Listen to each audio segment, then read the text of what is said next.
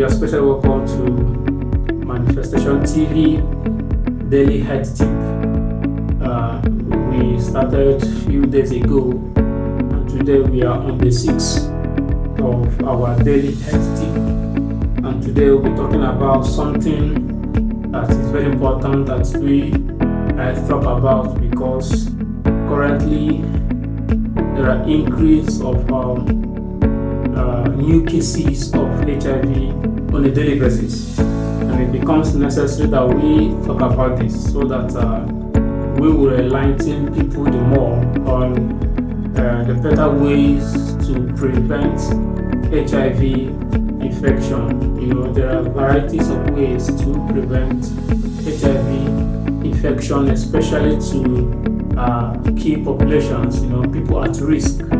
And we will take this for a number of days, and I will trust that it will be an enlightening program as you stay tuned. Just in case you are new to this channel, please don't forget to hit that subscribe button. Turn also your notification bell so you will always be notified whenever we post any of our videos. Once again, you're welcome. If you really like this video, have you commented and have you shared? If you've not done all this, please do them now so that it will help other persons to get in touch with what we are doing over here. Once again, you're welcome. Let's dive into the matter of the day. So when we talk about, just like I said, prevention of HIV prophylaxis, there are several ways to prevent HIV, and we'll be taking it gradually as we progress. It is not a news that abstinence is the key, or it guarantees 100% prevention. Let me not say 100%, almost 100% prevention. The reason why I would say almost but not is because there are several other ways that HIV can be acquired, which are probably in the course of our previous videos you might have seen or hear us talk about those other several ways that HIV can be acquired. But basically, the greater percentage of HIV transmission occurs through sex. Greater percentage. So abstinence still remain the gold standard if truly you want to abstain from HIV, or if you want to stay without the fear of having HIV, especially for the unmarried, yes. But for the married, you have a spouse. In as much as you trust the person, anything can happen. We don't want to go into all those things, but we want to just narrow down to what we want to discuss about today. As we progress, our subsequent videos will talk about several other things as regarding HIV prevention, but today we want to talk about PEP. PEP means prophylaxis, post-exposure prophylaxis. That is PEP.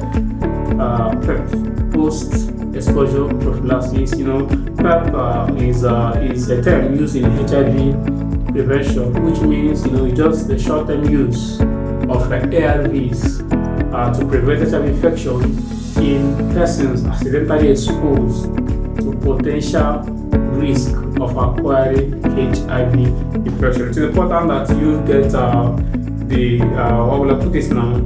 The key point in this definition. One is that it is a short-term. It's the short-term use of ARV. So when we talk about PEP, we are actually talking about ARV use of ARV.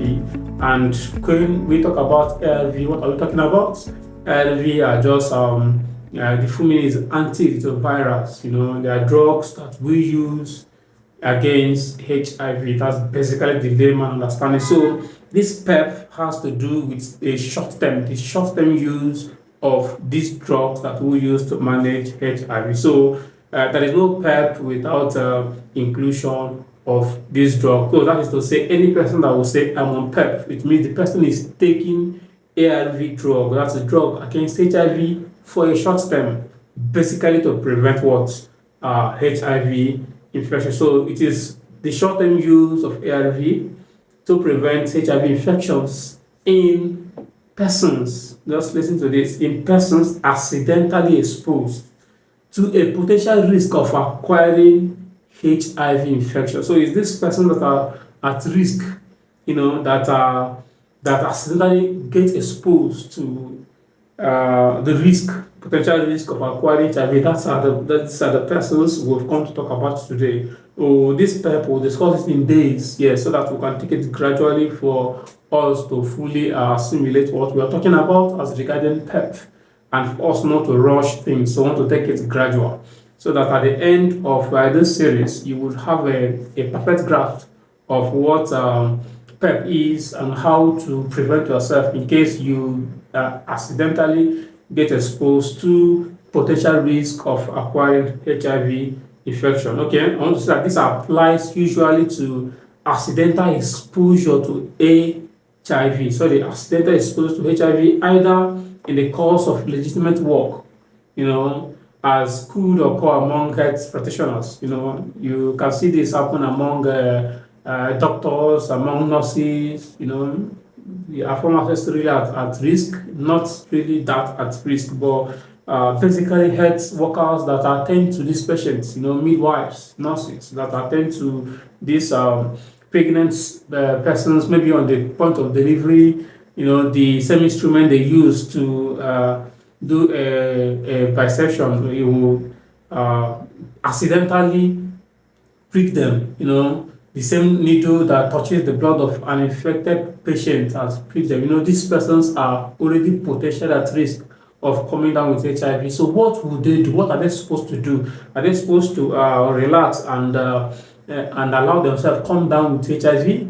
You are giving injection, you injected the HIV positive patients, and then accidentally the needle pricks you, or people working in the lab takes the sample of somebody with HIV, the same needles accidentally pricks you, or you are attending to a patient with HIV, and then you are handling the samples, and accidentally the sample, touches some of your delicate membrane like your eyes. What are you supposed to do? These are accidental, legitimate ways that people get exposed to HIV, and it calls for an urgent attention. It calls for something to happen, without which there is a greater percentage of the persons exposed to come down with HIV. And that's why we are basically doing this, so that in the course of caring for these patients, in the course of taking care of these patients, you will not get yourself exposed to what?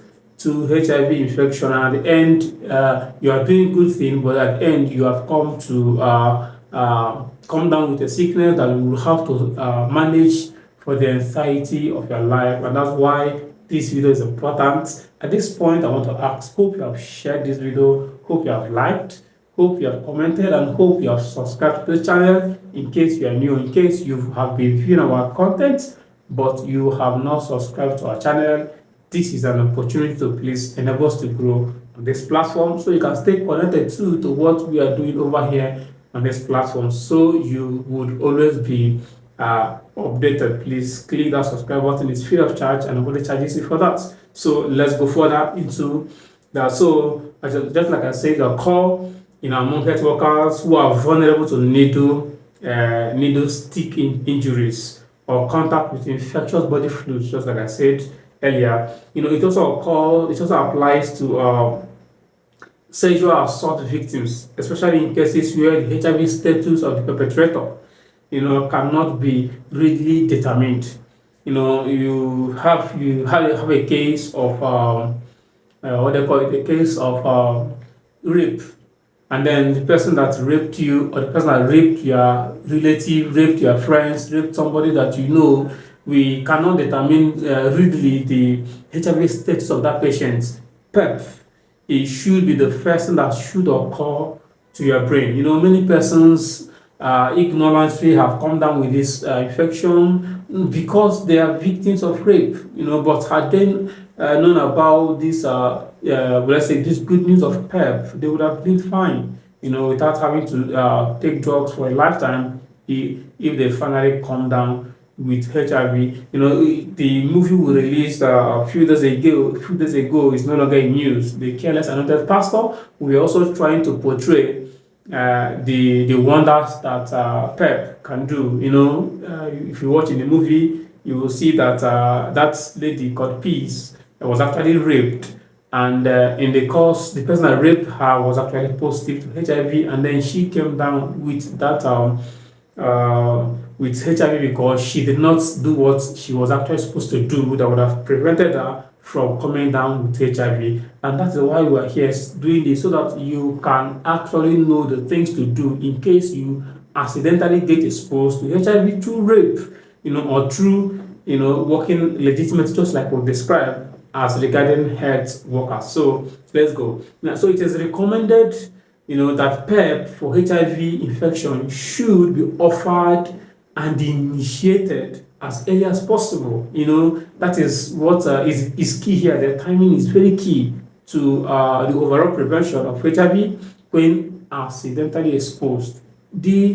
How will I put it again? Yes, just like I've said, the earlier the better. For PEP to actually work and be effective in preventing one from coming down with HIV when accidentally exposed, the person had to report to the clinic, within 3 days after the exposure. It happens, and then after the exposure, ensure that you get yourself to any clinic, any lab, any standard lab, any HIV, clinic where you can be tested and be commenced on PEP. What am I trying to say? When you get accidentally exposed, either by working as a health practitioner or maybe accidentally through rape, you get exposed to this infection, please, the first thing that should occur to your mind, despite regret and other things that you should be, it's not time to cry. Yes, you should, as a human being, may have emotional, but beyond being emotional, you need to first report to any standard lab that does HIV screening. Basically, HIV screening is not a big deal. So report to a lab. Any lab does that. Report to any near lab, and then report to any hospital if you are close to anyone where your status can be assessed. Because for you to be commenced on this drug, they need to check whether you are positive already to HIV. If you are positive, they will commence you on treatment for a lifetime. But if you are not positive, they initiate you on this 28-day drug program. What am I trying to say? If you are negative, that is when they now enroll you for this PEP, and then it is taken within 28 days, within which another will run a test, and then when after that 28 days, it is supposed to be that after that 28 days, you would be prevented from coming down with HIV. But from time to time, yes, you may need to check your HIV status.